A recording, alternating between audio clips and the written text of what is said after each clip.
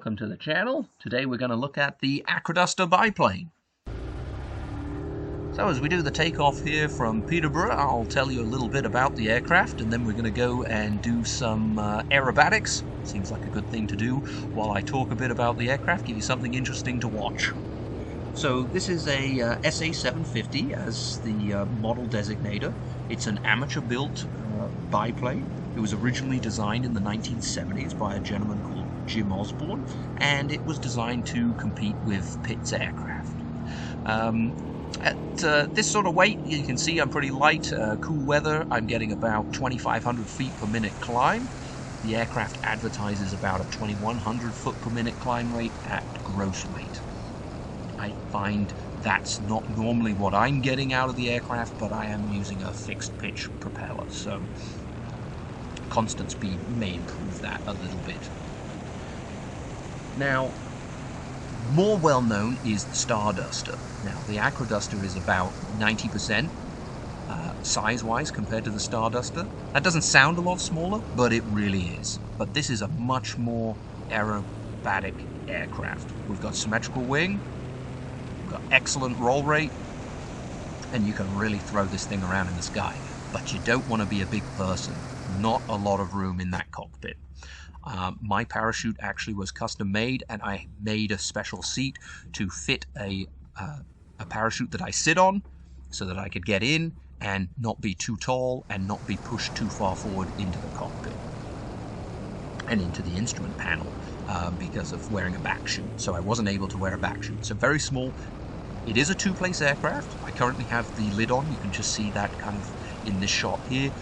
There's a front cover that flushes the forward cockpit in, and that allows for more streamlining, less drag, a lot less wind in the rear cockpit when someone's not sitting in there.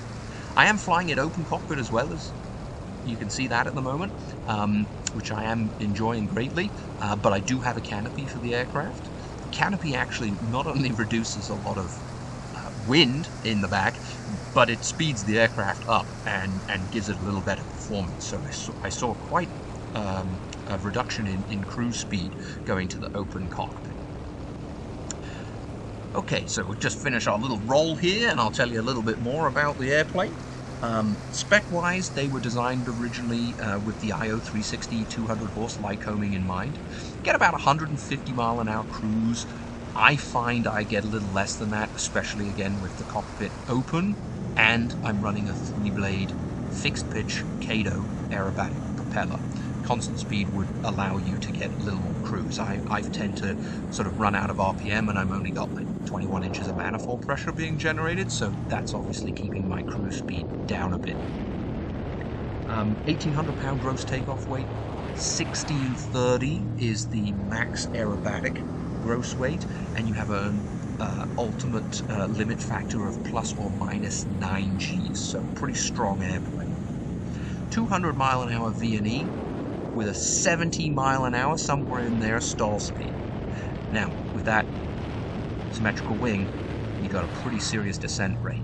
For example, if I'm coming into the field and I want to land short, I might have an 85, 90 mile an hour approach speed with 1,500 RPM on. I'm probably seeing 1,500 feet a minute in the descent rate. So if I flare, I get very nose high, and I find a big burst of power is a more efficient way of stopping the descent rate and landing the airplane.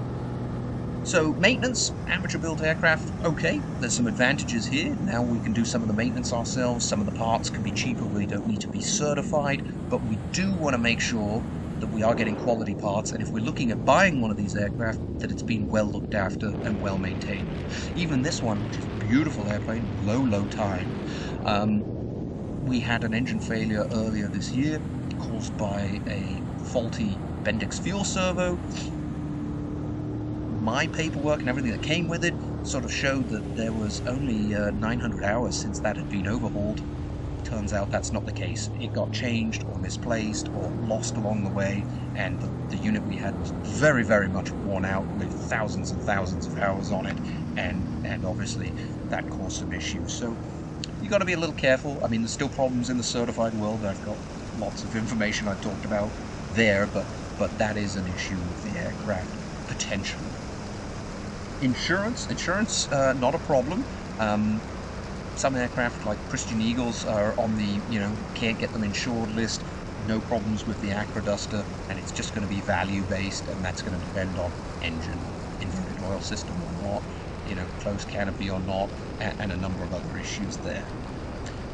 You're going to need, obviously, some training, and that could be a little more challenging to find.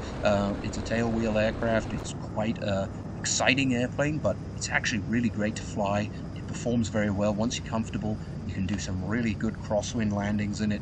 Really, really solid aircraft.